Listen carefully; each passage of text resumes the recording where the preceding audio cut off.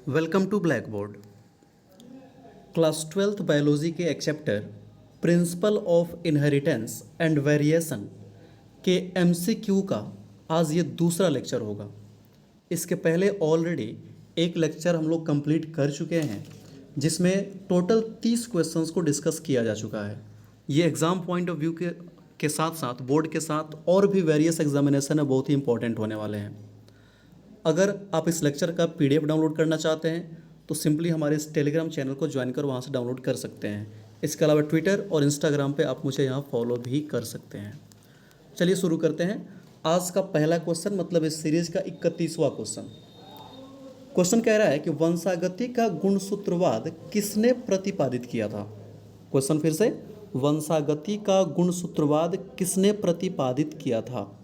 पहला ऑप्शन है शटन और वोवेरी ने, दूसरा ऑप्शन है मॉर्गन ने, तीसरा है पनेट ने और चौथा है इनमें से कोई नहीं। तो इसका सही जवाब होगा ऑप्शन ए, शटन और वोवेरी।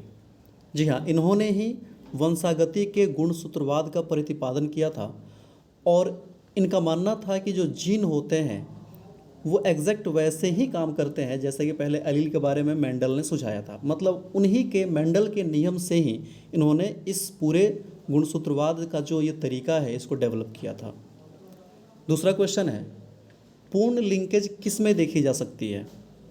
ऑप्शन है पहला मक्का, दूसरा है गेहूँ, तीसरा है नर ड्रोसोफिला, चौथा है मादा ड्रोसोफिला। इसका सही जवाब होगा ऑप्शन सी, नर ड्रोसोफिला। जी हाँ, नर ड्रोसोफिला में पूर्ण लिंकेज देखी जा सकती है।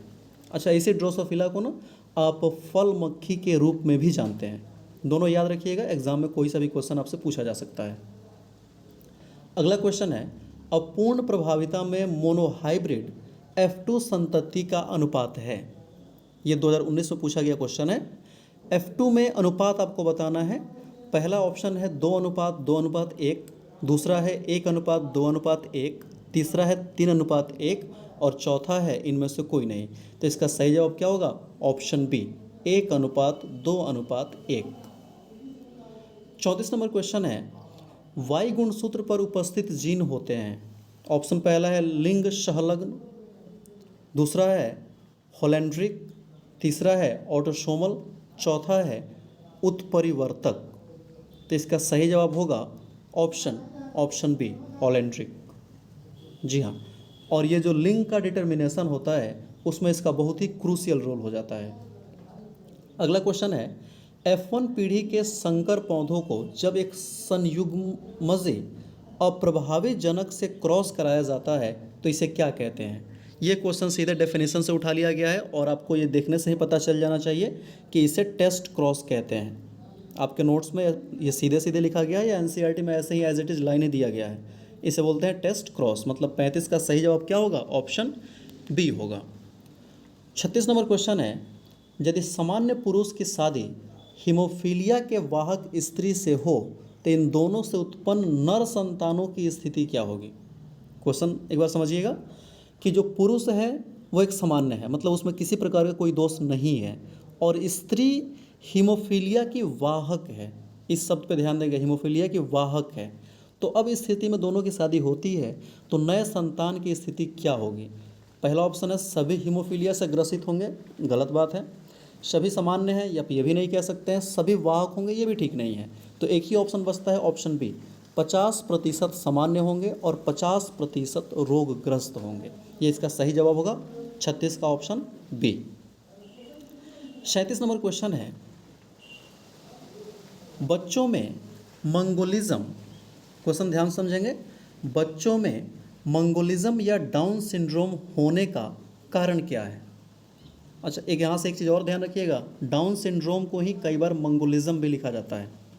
मंगोल के जो लोग होते हैं ना उनकी तरीके का, हालांकि ये थोड़ा सा रेसिस्ट वर्ड हो जाएगा, लेकिन क्वेश्चन के हिसाब से बच्चों में मंगोलिज्म या डाउन सिंड्रोम के लक्षण आपसे पूछे गए हैं। पहला ऑप्शन है यहाँ पे नलीशोमी, दूसरा है जीन उत्परिवर्तन, तीसरा है ट्राइसोमी और चौथा है सुगुणिता। तो इसका सही जवाब होगा ऑप्शन सी, ट्राइसोमी। जी हाँ, जो डाउन सिंड्रोम होता है वो ट्राइसोमी के कारण होता है, मतलब जो सामान्यतः एक्स वाई देखने को मिलता है ना जीन क्रोमोसोम में, तो यहाँ पे एक्स एक्स और वाई हो जाता है, एक एक्स अतिरिक्त आ जाता है, इसलिए इसे ट्राइसोमी कहते हैं। तो 37 का सही जवाब ऑप्शन सी होगा। 38, निम्नलिखित में कौन सूक्ष्म उत्परिवर्तन है? पहला है डेफिशिएंसी, दूसरा है प्रतिलोपन, तीसरा है स्थानांतरण, चौथा है इनमें से कोई नहीं। तो इसका सही जवाब होगा ऑप्शन डी, इनमें से कोई नहीं। जी हाँ, क्योंकि सूक्ष्म उत्परिवर्तन या माइक्रो म्यूटेशन जो होता है वो एक जीन में होने वाला चेंज होता है, वो एक जीन से जुड़ा हुआ होता है, इसीलिए 38 का सही जवाब ऑप्शन डी, इनमें से कोई नहीं, कोई भी ऑप्शन इसमें सही नहीं दिया गया है। 39 नंबर क्वेश्चन है, मेंडल के प्रयोग में विकसित लक्षणों की जोड़ी को क्या कहते हैं? जीन, फिनोटाइप, जीनोटाइप और एलील। तो ये बहुत ही सामान्य क्वेश्चन है, इसका सही जवाब ऑप्शन डी एलील होता है।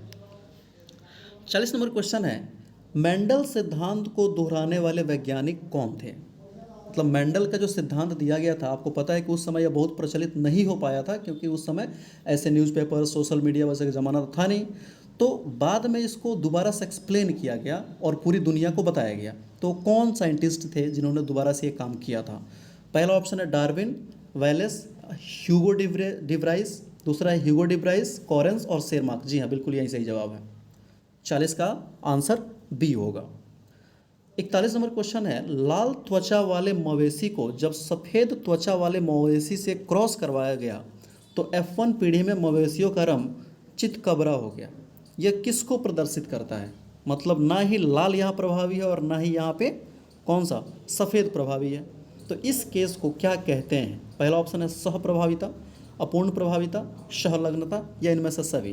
तो इसका सही जवाब होगा ऑप्शन सी सहलग्नता। क्या होगा? सहलग्नता। ऑप्शन सी इसका सही जवाब होगा। अगला क्वेश्चन है, फल मक्खी पर अपना शोध कार्य किस वैज्ञानिक ने किया था? फल मक्खी पर अपना शोध कार्य किस वैज्ञानिक ने किया था? ऑप्शन है डार्विन, दूसरा है मेंडल, तीसरा है थॉमस हंट मॉर्गन और चौथा है इनमें से कोई नहीं।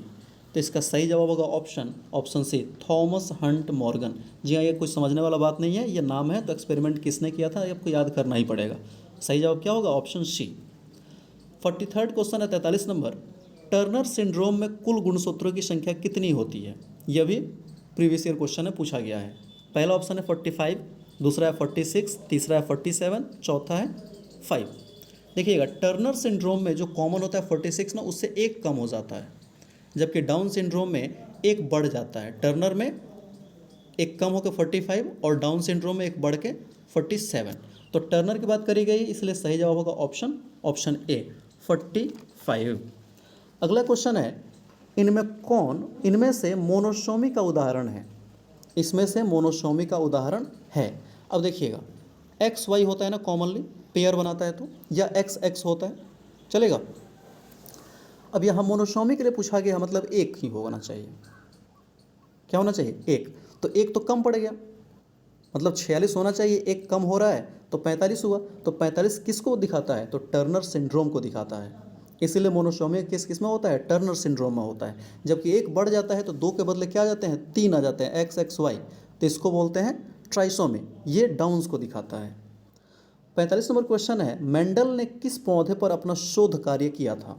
पहला है लेथाइरस ओडोरैटस, दूसरा है जिमेज, तीसरा है पाइसम सताइवम, चौथा है लेंस कुलिनेरिस। अब ये बड़ी कन्फ्यूजिंग सवाल हो गया, क्योंकि आपने तो याद किया था कि बगीचा में जो वहाँ पे मटर का पौधा था उस पर उन्होंने किया था, लेकिन यहाँ मटर तो दिख ही नहीं रहा है। तो टेंशन नहीं लेना, यहाँ पे मटर का साइंटिफिक नेम लिखा हुआ है, वैज्ञानिक नाम लिखा हुआ है पाइसम सताइवम, जो मटर का वैज्ञानिक नाम है। इसलिए 45 का सही जवाब क्या होगा? ऑप्शन सी हो जाएगा। अगला क्वेश्चन है, जीनोटाइप IA रक्त समूह को प्रदर्शित करता है, तो दोनों में क्या है? ए है ना, मतलब ये ब्लड ग्रुप ए को दिखाएगा। तो इसका सही जवाब क्या होगा? ऑप्शन ए। ब्लड ग्रुप कौन सा होगा? तो ए होगा। 47 नंबर क्वेश्चन है, इनमें किस सिंड्रोम से ग्रसित बच्चे देखने में मंगोलियन रेस के समान लगते हैं?